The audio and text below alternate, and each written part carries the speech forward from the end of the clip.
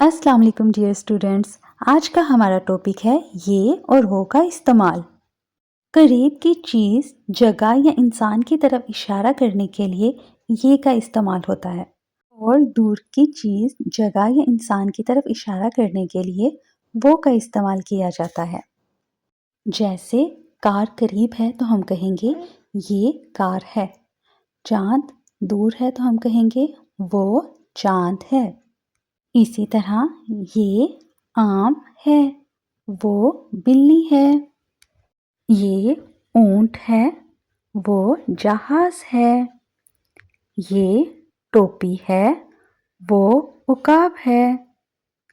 یہ مور ہے، وہ ہاتھی ہے۔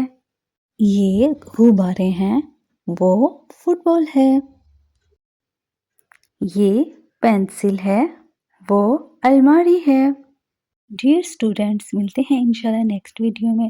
ٹیک کیئر، اللہ حافظ، and don't forget to subscribe my channel.